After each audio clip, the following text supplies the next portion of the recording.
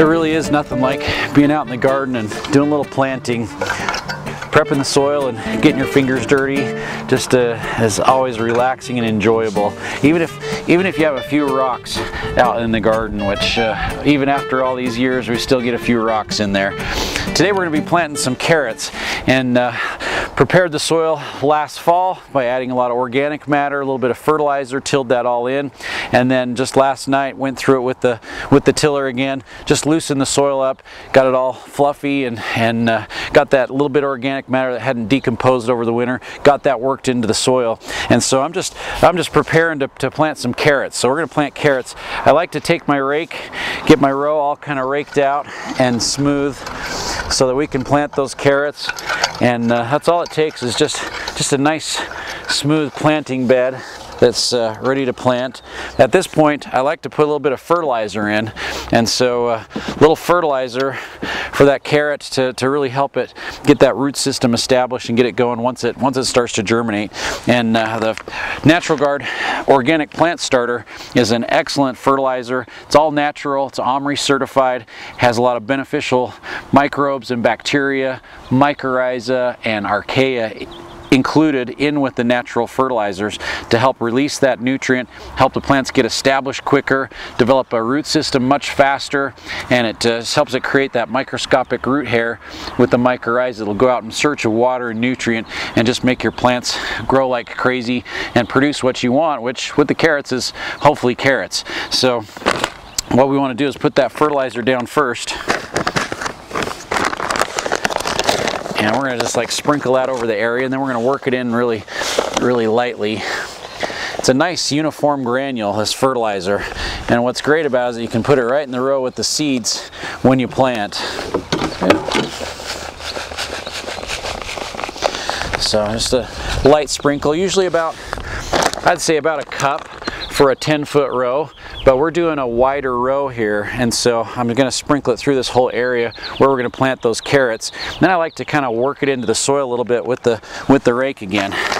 So I'll just like work that in quickly. Just kind of work that into the soil, and then it'll be down in where the root system is right when those plants start coming up.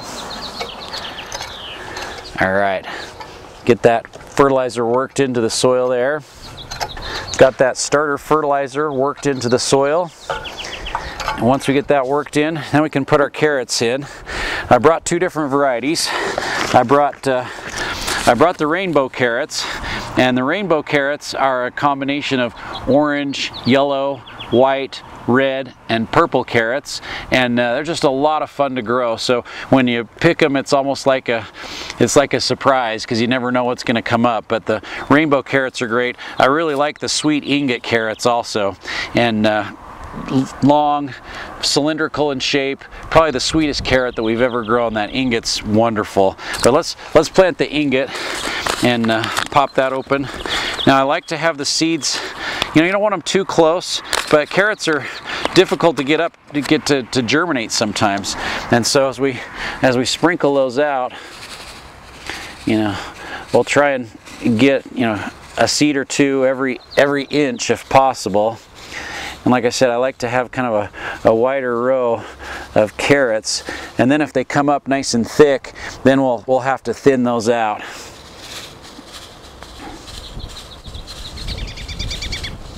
And the wind doesn't make it that easy to plant sometimes also, but there's the carrots. Just kind of sprinkled those out. Now I'll rake them again just lightly to kind of work them into the soil. So just almost exactly like we did with the fertilizer. So we just want those carrots to be barely covered up. And then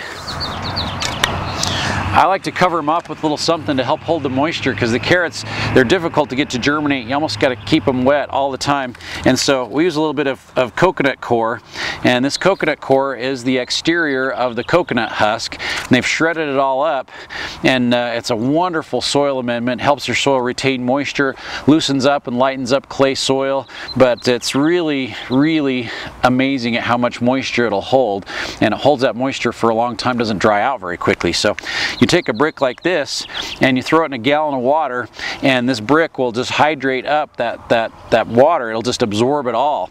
And so I put some in the wheelbarrow right here, and